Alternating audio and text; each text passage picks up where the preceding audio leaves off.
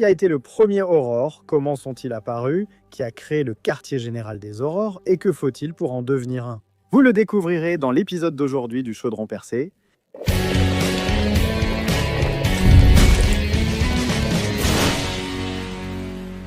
Salut les sorciers, ça va?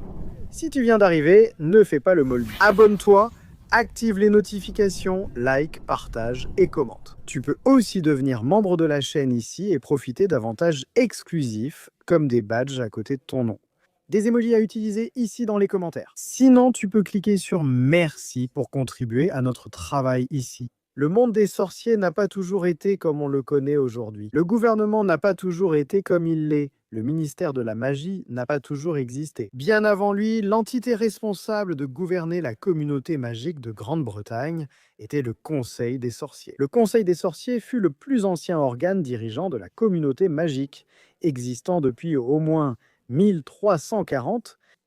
Ils avaient une forme d'assemblée délibérative et le conseil était dirigé par un sorcier ou une sorcière qui portait le titre de chef. Lors de ces assemblées, ils débattaient, proposaient et prenaient des décisions pour la communauté magique. Bien sûr, ces décisions n'étaient pas toujours les meilleures, car elles reflétaient beaucoup l'époque. C'est le Conseil des sorciers qui a été responsable de promulguer le statut international du secret magique qui obligeait tout être magique et toute créature magique à vivre cachée des moldus. Ce statut a été signé pour la première fois en 1689, mais il n'a vraiment été mis en pratique qu'en 1692. Parallèlement à cela, le gouvernement des moldus cesse d'être une monarchie absolue et devient une monarchie parlementaire. Le roi Jacques II est déposé et remplacé par Guillaume II Ier et Marie II, qui règnent désormais sous des conditions imposées par le Parlement. Cela s'est produit en 1688.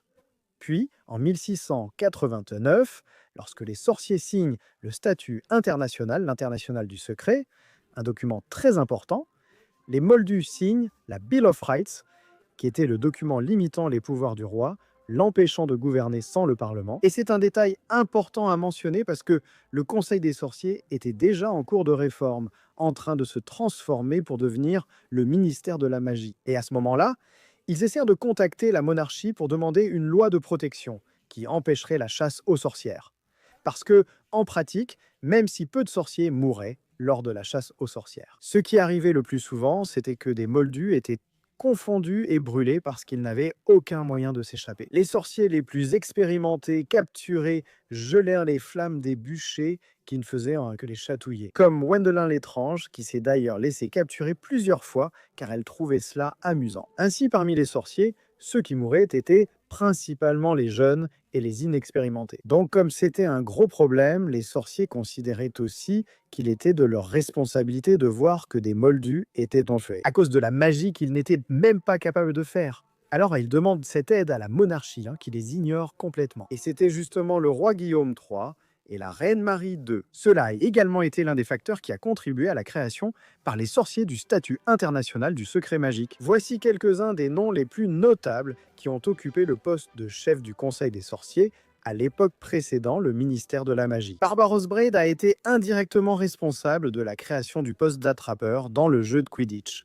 car il a tout simplement lâché un vif d'or pendant un match. Il n'y avait pas de poste, qui au départ il s'appelait chasseur, et il a promis une récompense de 150 galions à celui qui réussirait à capturer l'oiseau. Cela a fait que l'oiseau a été introduit dans tous les matchs, et ainsi, on a créé le poste de chasseur, qui est ensuite devenu celui d'attrapeur. Burdock Mandone était un chef bien intentionné, mais ne savait pas agir. Il a tenté de définir ce qu'est un être et un animal, créant ainsi une grande confusion. Elfrida Clegg a été une chef très importante, car c'est elle qui a, d'une certaine manière, réparé la stupidité de Barbaros Braid, qui avait relâché une créature sur un terrain de Quidditch. Et le Pomorim doré a failli disparaître à cause de Barbaros Braid, car on a commencé à utiliser la créature dans les matchs, et chaque fois qu'elle était capturée, elle finissait par être tuée. Elle crée un sanctuaire pour les Pomorim dorés et interdit leur usage en match. Et alors, où intervient la création du vif d'or au XIIIe siècle par Bowman Wright, qui vivait à Godric's Hollow. C'était un sorcier exceptionnel, enchanteur de métaux,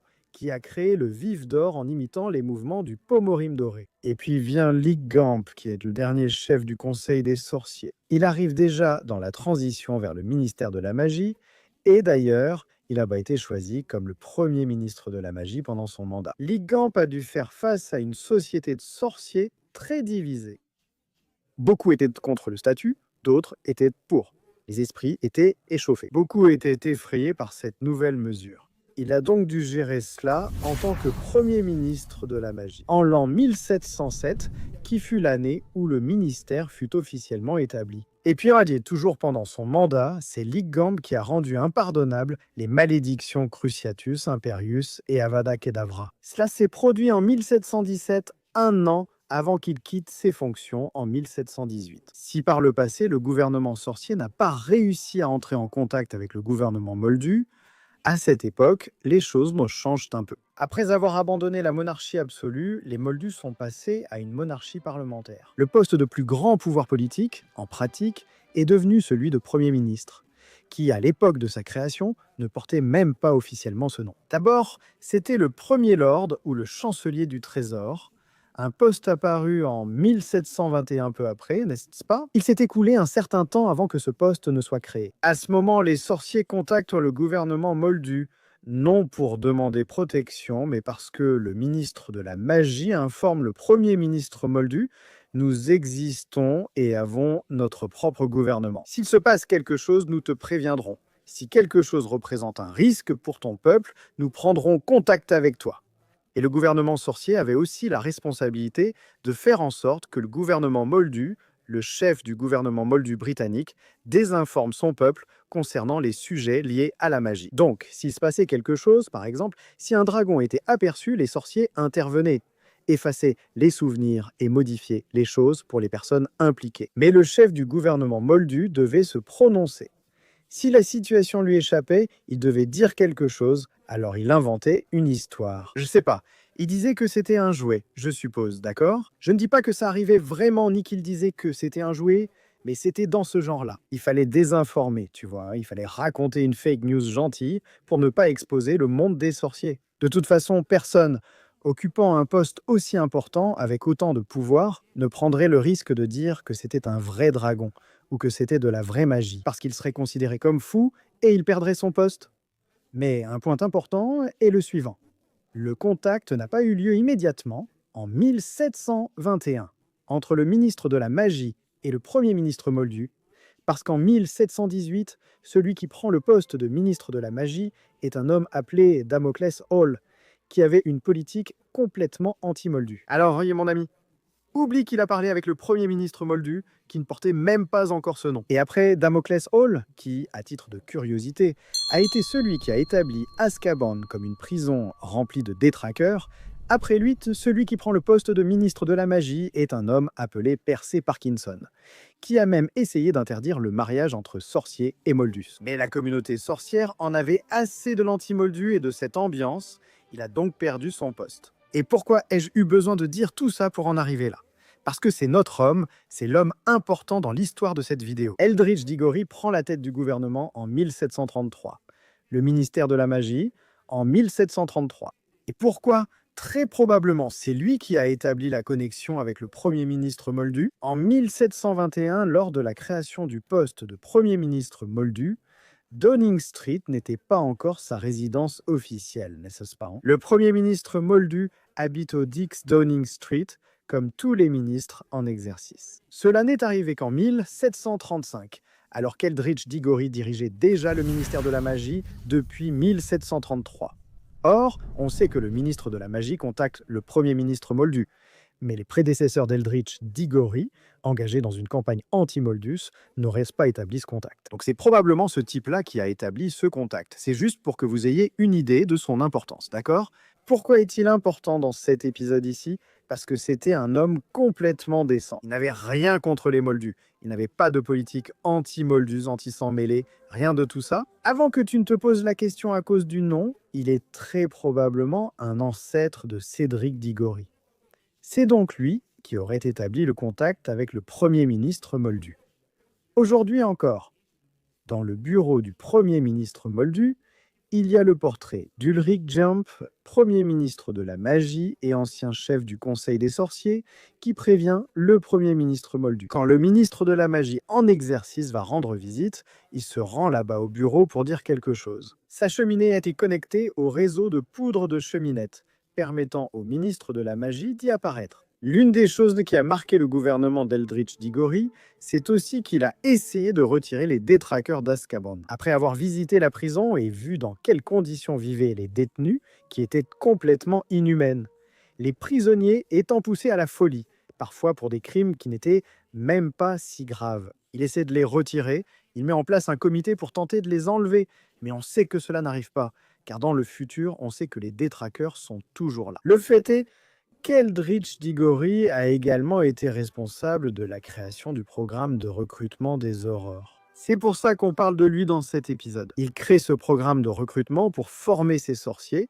et avoir une sorte de force de police pour lutter contre le crime de manière générale dans le monde des sorciers. Ainsi, le quartier des aurores est créé et il se trouvait au 2e étage du ministère de la magie. C'est le même étage que le département de l'application des lois magiques qui gère aussi le quartier des aurores, n'est-ce pas? Le quartier des aurores est une division de ce département, qui fut le premier aurore du ministère de la magie britannique. Nous ne savons pas qui a été le tout premier, mais nous savons qui a été l'un des premiers. Et le nom de ce gars-là est Héphaïstos Gore. On ne sait pas grand-chose sur son temps, en tant qu'aurore.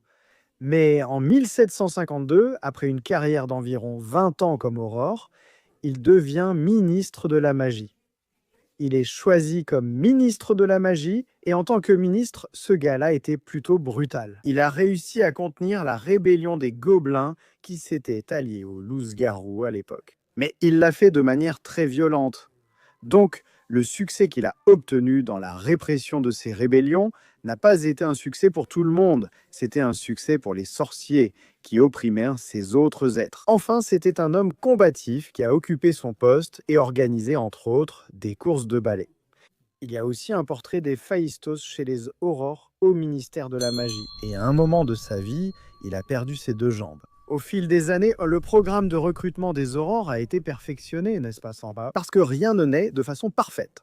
Tout est façonné petit à petit, et cela vaut aussi pour le gouvernement. Je le répète, c'est le reflet de l'époque, et selon chaque dirigeant, les choses étaient modifiées. Le quartier des aurores dépendait du département de l'application des lois magiques, mais avait son propre chef. Quelles sont les étapes pour devenir aurore?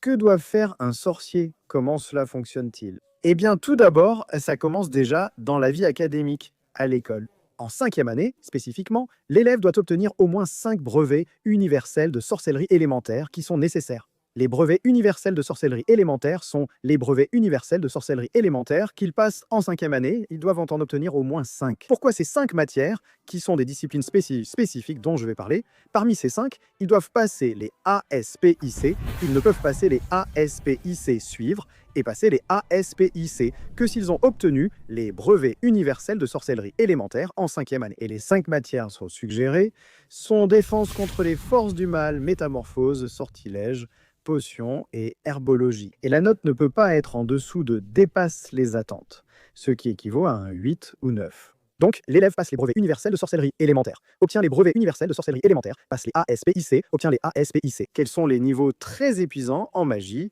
déjà avancés, pour que les élèves obtiennent leur diplôme à Poudlard et passent en 7e année. Et donc, avec ces notes, le sorcier peut s'inscrire au programme, mais ça ne veut pas dire qu'il va être accepté, non, parce qu'il doit aussi avoir un casier judiciaire vierge, ne pas avoir de problème avec la justice. Le cours de préparation des aurores est très exigeant, très difficile. Il dure 3 ans et la plupart des sorciers qui s'y inscrivent ne terminent pas cette formation. Les élèves étaient soumis à de nombreux tests épuisants de caractère et d'aptitude. Et ce test avait évidemment pour but de les préparer, n'est-ce pas? Non seulement les préparer, mais aussi observer leurs réactions sous pression dans des situations réelles. Certaines des disciplines qui faisaient partie de cette longue formation de 3 ans étaient la dissimulation et le déguisement. Le nom dit déjà tout, non? L'élève devait se déguiser là, se dissimuler. C'était pratiquement un camouflage de sorcier. Et celle qui a très bien réussi ce test, c'était Tonks. Pendant qu'elle s'entraînait pour devenir Aurore, parce qu'elle était une métamorphomage, n'est-ce pas? Donc elle utilisait là son propre don et elle s'en sortait très bien. Une autre discipline, la furtivité et le pistage. Évidemment, Alien Aurore qui enquête sur quelque chose a besoin de furtivité. Il n'arrivera pas en faisant du bruit, hein. Bien souvent, il ne peut même pas être remarqué, être perçu. Et sur ce point, Tonks a un peu échoué, parce qu'elle était très maladroite, mais malgré tout, elle a obtenu un résultat suffisant pour être acceptée. L'instinct en combat. Bien sûr, un aurore, en plus d'avoir des connaissances, en plus d'avoir beaucoup d'études, il a aussi besoin d'instinct. Et cet instinct est développé et entraîné dans cette discipline. La planification élaborée en fait aussi partie pour qu'ils développent des tactiques, qu'ils apprennent à élaborer des tactiques, n'est-ce pas, pour les utiliser en opération. Duel dans l'obscurité. Eh bien, la condition ne sera pas toujours favorable lors d'un duel contre un sorcier criminel. Donc les sorciers doivent s'entraîner à différentes situations. Et l'une d'elles est le duel dans l'obscurité. Ça doit être incroyablement cool, mec. Je parle comme si ça existait, hein.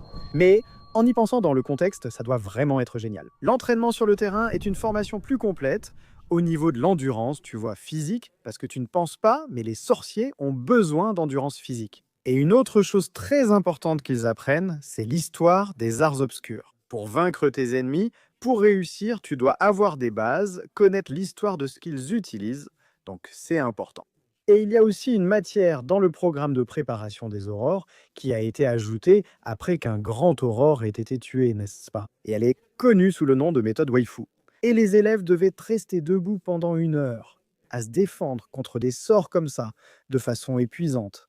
Et bien sûr, cela augmentait leur capacité à se défendre, n'est-ce pas? Imaginez 1 heure ininterrompue de sorts lancés, les autres aurores plus expérimentés lançant des sorts et la personne devant se défendre.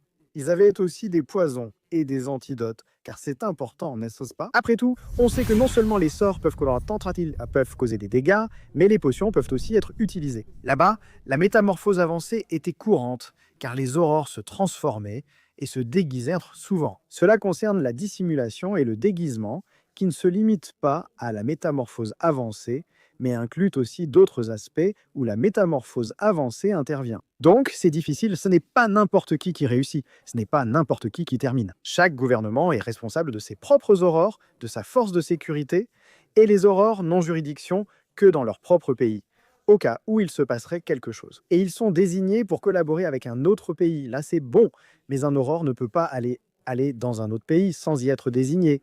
Ça peut arriver. Donc un aurore nord-américain, peut finir par aller en Europe pour enquêter sur quelque chose, s'il est désigné pour cela par son département, mais de sa propre initiative, non.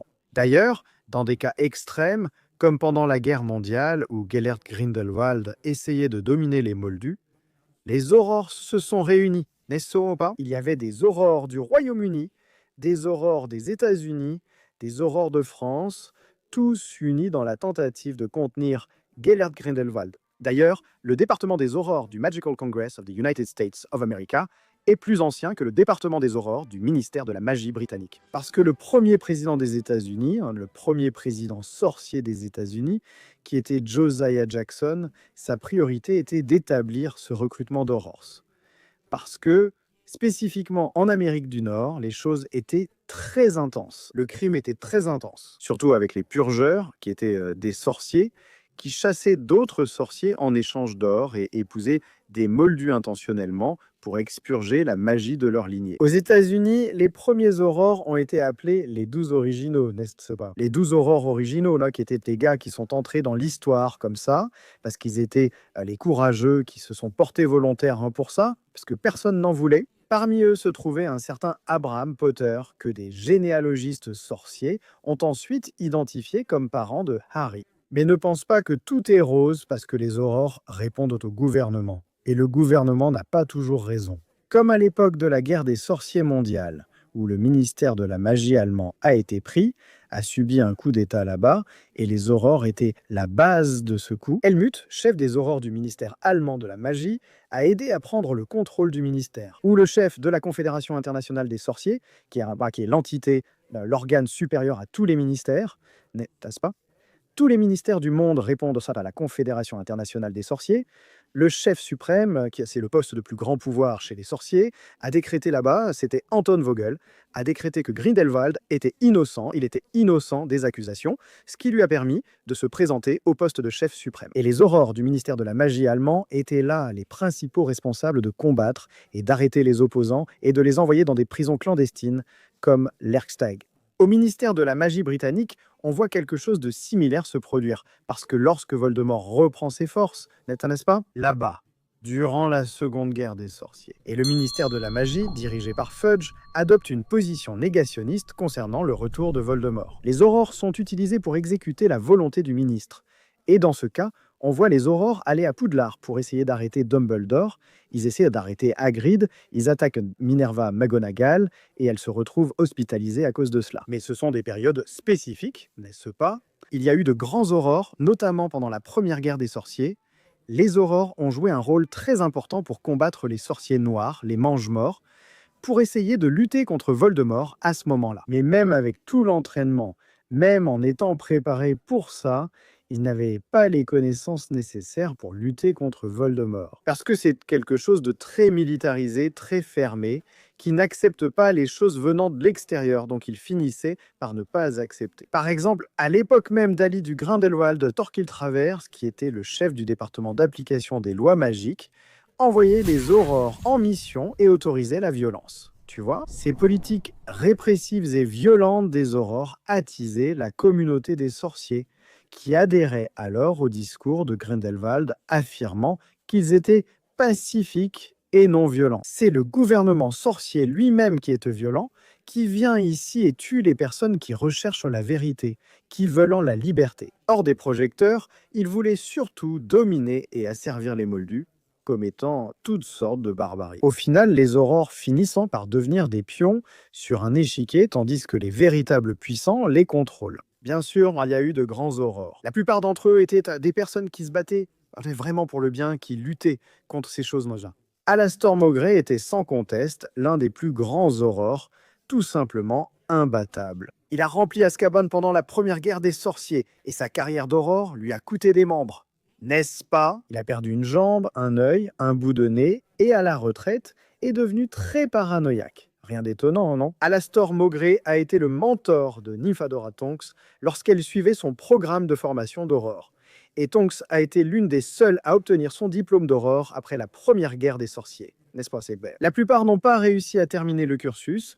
Et là, on revient à la période de la Seconde Guerre des Sorciers. Pas pendant la période de négation du gouvernement, parce que le gouvernement finit par tomber quand Voldemort est confirmé comme étant réel, n'est-ce pas? Quand son retour est confirmé comme réel. Donc, Rufus Scrimgeour, qui était le chef du département des Aurores à l'époque, prend le poste de ministre de la Magie, parce que la logique du gouvernement, c'est ah, il est chef des aurores, donc il sait combattre les forces du mal. Il va devenir ministre de la magie, il n'y a pas eu d'élection, il est allé et a pris le poste directement. Parce qu'en temps de crise, ce genre de choses arrive aussi dans le monde des sorciers. Et donc lui, en tant que ministre de la magie, il reste peu de temps, il est assassiné, et le ministère de la magie est pris. Pius Stickness, chef du département de l'application de la loi magique, fut victime d'une malédiction de l'Imperium. Les Mange-Morts créent un réseau infiltré au sein du ministère de la magie, ils tuent Rufus Scrimgeour, et alors, Pius Stickness prend la tête du ministère comme un ministre fantoche, parce que celui qui commandait vraiment tout, c'était Voldemort et les Mange-Morts.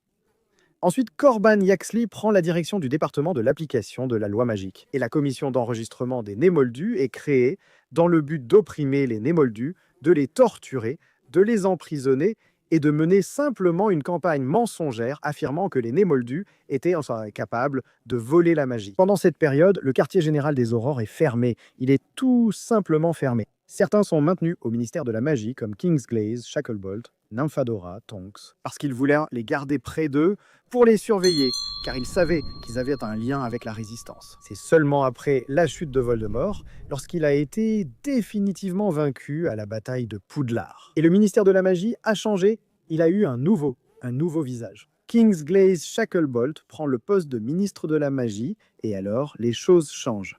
Kingsglaive révolutionne la façon de gouverner le ministère de la Magie. Il éradiquait les lois qui favorisent les campagnes pour la pureté du sang. Et et avec une nouvelle équipe à des postes spécifiques, il finit par faire cette grande réforme et il rouvre le quartier général des Aurores et ramène ceux qui ont combattu lors de la bataille de Poudlard.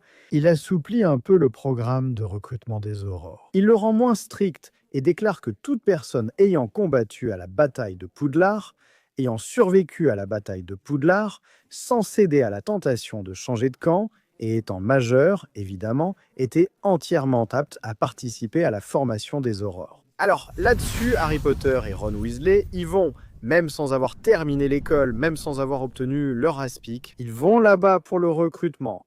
Neville Londubat y va aussi, et Ron et Neville ne restent pas longtemps. Ensuite, il postule au poste qui s'ouvre à Poudlard comme professeur d'herbologie, et il est accepté, et Ron reste là pendant 2 ans. Et ensuite, il prend sa retraite et va aider son frère, George, à la boutique de farce et attrape des Weasley. Il finit par gérer la boutique avec son frère. Quant à Harry, il fait carrière au département des Aurores. En 2007, il devient le chef du département des Aurores, et en 2014, il arborait une cicatrice sur la joue, une autre cicatrice qu'il a eue au cours de sa carrière, pendant toute la période où il combattait les forces du mal en tant qu'Aurore. À plusieurs reprises, on a essayé de lui demander, on a tenté d'obtenir des informations sur la façon dont il a eu cette cicatrice, comme Rita Skeeter par exemple. Mais Harry a déclaré que, comme il l'avait déjà dit 542 fois, les affaires d'Art des Aurores n'étaient pas révélées, n'étaient pas partagées avec la Gazette du Sorcier, surtout pas avec Rita Skeeter. En 2020, après près de 20 ans de carrière, Harry devient chef du département des Aurores. La chef du département de l'application des lois magiques, le poste le plus élevé avant ministre, était Hermione Granger, à l'époque ministre de la magie, n'est-ce pas? Au quartier général, Harry et Ron ont aussi révolutionné le programme des Aurores. Ils ont révolutionné la façon dont le programme fonctionnait et ils ont mis fin à la corruption au quartier général des Aurores. Pendant que Kingsley Shacklebolt, qui a rétabli le programme des Aurores après la Seconde Guerre, a réussi à retirer les détraqueurs d'Azkaban et à remplacer les gardiens de l'ancienne prison par des Aurores. C'est-à-dire qu'il a un certain lien avec Eldritch Diggory. Parce qu'Eldritch Diggory a essayé de retirer les détraqueurs, mais il n'a pas réussi, car le comité qu'il avait établi est resté en place. Il est mort en fonction de la variole de dragon, ce qui n'a pas permis d'avancer. D'ailleurs, il y a un soupçon que sa mort, là, par la variole de dragon, en réalité, c'était des gens qui voulaient l'écarter du pouvoir, parce qu'il était très pro-Moldu, tu vois. Kingsley Shacklebolt rétablit le programme des Aurores, créé par Eldritch Diggory, et réussit à accomplir ce que Diggory avait tenté en 1733, retirer les détraqueurs d'Azkaban. Il ne réussit qu'en 1998, mais ne pensez pas qu'il n'y a que les Aurores comme force de sécurité dans le monde des sorciers. Non, bien avant les Aurores et même avant l'existence du ministère de la Magie, il y avait déjà des sorciers d'élite qui sont très rarement mentionnés, mais ce sont des sorciers qui participent à des actions très extrêmes, comme la capture de Sirius Black par exemple. Les sorciers d'élite font partie de l'escadron d'exécution des lois de la magie. Ces sorciers sont formés là-bas pour gérer des situations extrêmes et ils existent depuis avant la fondation du ministère. Ils viennent du Conseil des sorciers, en tant que partie du Conseil des sorciers, qui a également été maintenu lors de la fondation du ministère, qui était la Cour suprême des sorciers. La Cour suprême des sorciers faisait déjà partie du Conseil et existe encore aujourd'hui, n'est-ce pas? Le département d'exécution des lois de la magie fut le premier créé, suivi par la Cour suprême des sorciers et les sorciers d'élite, tous issus de cette période, avant le ministère de la magie. Mais ils sont très rarement mentionnés et ils sont parfois appelés en renfort pour les Aurores. Ce groupe précis existait déjà avant la promulgation et l'application du statut international du secret magique en 1692. Mais c'est tout. Voilà notre voyage à travers le temps, l'histoire, la magie et l'univers de Harry Potter. J'espère que vous avez apprécié découvrir l'origine des Aurores, la création du ministère et la politique du monde des sorciers. Si cela vous a plu, n'oubliez pas de laisser un like. Tout le contenu de cet épisode est officiel et canonique. Il provient des livres, des textes écrits par l'auteur J.K. Rowling que vous pouvez trouver sur le site Harry Potter, qui était l'ancien Pottermore, ainsi que de certains jeux de la franchise. Merci d'avoir regardé jusqu'ici. On se retrouve dans un prochain épisode du Chaudron Baveur, et d'ici là, mal fait, fait.